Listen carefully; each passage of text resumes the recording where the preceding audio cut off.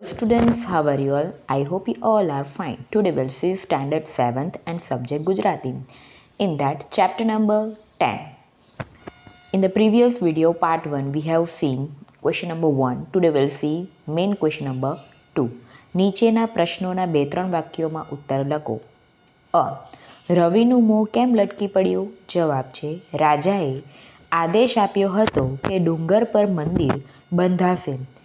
પશુઓ લઈને ડુંગર દેવ પર કોઈથી જઈ શકાશે નહીં. આ સાંભળી રવિનું મોં લટકી પડ્યું. નાવ see the next page. Now C બ. એની અંદર પ્રશ્ન 1. રાજાએ મંદિરનો ઉદ્ઘાટન પ્રસંગ ઉજવવાનું કેમ ટાળ્યું? જવાબ છે રાજાએ મંદિરનો ઉદ્ઘાટન પ્રસંગ ઉજવવાનું ટાળ્યું કેમ કે મંદિરમાંથી કોઈના રડવાનો અવાજ આવ્યો. તેના કારણે લોકો આમ તેમ ભાગમભાગ કરવા લાગ્યા. પૂજા સ્થળે બધું અસ્તવ્યસ્ત થઈ ગયું. નાવ સી ક્વેશ્ચન નંબર 2. રવિએ બીજી વાર પણ મંદિર ખુલ્લું નહીં મુકાય એમ કહ્યું ત્યારે તેના બા બાપુએ તેને શું કહ્યું? જવાબ છે રવિની બાએ કહ્યું, અરે આવા શુભ દિવસે ખરાબ ન બોલાય. બધા લોકોની આસ્થા એમ ફોકટ ન જાય. રવિના બાપુએ કહ્યું, તને માતાજી આવીને આવું જણાવી ગયા?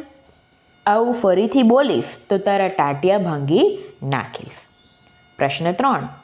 રવિના બાપુને ડુંગર પરથી ભાગતા કોણ સામે મળ્યું? તેમણે તેમને શું કહ્યું? જવાબ છે રવિના બાપુને ડુંગર પરથી ભાગતા રાજા સામે મળ્યા. તેમણે તેમને મંદિરના ઉદ્ઘાટનનો ઉકેલ શોધવા રવિને પૂછવાનું કહ્યું. પ્રશ્ન 4. મંદિરનું ઉદ્ઘાટન કેવી રીતે થયું? જવાબ છે રવિના હાથે મંદિરમાં પૂજા કરાવીને સૌએ પૂજા શરૂ કરી. તેમ કરતાં કંઈ અજુગતું થયું નહીં, પણ ડુંગર ઉપરથી વાંસળીના સુંદર સૂરો ગામ સુધી રેલાયા. ગામ લોકો રવિના વખાણ કરતાં કરતાં ડર્યા વગર મંદિરે આવતા થયા. આ રીતે મંદિરનું ઉદ્ઘાટન થયું. નાવ સી મેઇન ક્વેશ્ચન નંબર 3.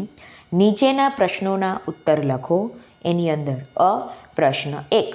મંદિરના ઉદ્ઘાટન પહેલાં શું શું બન્યું? જવાબ છે મંદિરના ઉદ્ઘાટન પહેલાં લોકો ફૂલહારથી મંદિરની આસપાસના ડુંગર, રસ્તો બધું શણગારી રહ્યા હતા. બધા બની ઠનીને મંદિર તરફ ગાતા ગાતા જતા હતા. મંદિરના ઉદ્ઘાટન સમયે મંદિરમાંથી કોઈના રડવાનો અવાજ સંભળાયો. લોકો આમ તેમ ભાગમભાગ કરવા લાગ્યા. પૂજા સ્થળે બધું અસ્તવ્યસ્ત થઈ ગયું.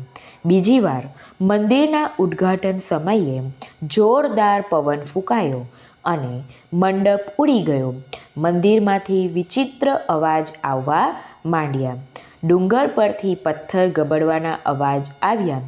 તેના કારણે લોકોમાં ભાગમભાગ મચી ગઈ. પ્રશ્ન 2. રાજાએ મંદિરના ઉદ્ઘાટન માટે શું શું કર્યું? જવાબ છે રાજાએ મંદિરના ઉદ્ઘાટન માટે મંદિરમાંથી અવાજ આવવા લાગ્યો એટલે સૈનિકો પાસે મંદિરમાં તપાસ કરાવી. પંડિતોને દેવોની નારાજગી અંગેનો ઉપાય સૂચવવા કહ્યું. મહેલના ચોકમાં સભા ભરી. નારાજ દેવોને રાજી કરવા હોમ હવન કરવાનું નક્કી કર્યું.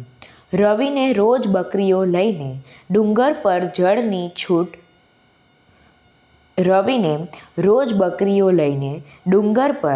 જવાની છૂટ આપી. નાવ સી બ. એની અંદર પ્રશ્ન 1. રવિએ ડુંગરને તેના પર મંદિર બાંધવાથી દુનિયાભરમાં નામ થશે એમ કહ્યું ત્યારે ડુંગરે શું કહ્યું? તો જવાબ જોઈએ. રવિએ ડુંગરને તેના પર મંદિર બંધાવવાથી દુનિયાભરમાં નામ થશે એમ કહ્યું ત્યારે ડુંગરે કહ્યું, મારે મંદિર બંધાવીને દુનિયાભરમાં નામ જોઈતું નથી. મારે તો કાયમ માટે તારી દોસ્તી જોઈએ છે. તારા અને બકરીઓના આવવાથી હું જીવિત હોઉં તેવું લાગે છે. તમારા ન આવવાથી મારી જાત મને પથરાનો ઢગલો લાગે છે. તમારા ન આવવાથી મારી જાત મને પથરાનો ઢગલો લાગે છે. નાઉ સી ક્વેશ્ચન નંબર 2. ડુંગર પર મંદિરનું બાંધકામ કેવી રીતે શરૂ થયું? જવાબ છે ડુંગર પર મંદિરના બાંધકામ માટે મોટા મોટા મશીન આવ્યા. પથ્થરો તોડી રસ્તા અને મંદિર બંધાવવા લાગ્યા. મશીનની ઘરઘરાટીથી પંખીઓને ધ્રાસકા પડવા લાગ્યા. રાજાના બાંધકામ મંત્રીએ વૃક્ષો કાપી નંખાવ્યા. આમ મંદિરનું બાંધકામ શરૂ થયું. પ્રશ્ન 3. બીજી વાર મંદિરના ઉદ્ઘાટન પ્રસંગે બ્રાહ્મણોએ હોમ હવનની તૈયારીઓ કરી ત્યારે શું થયું?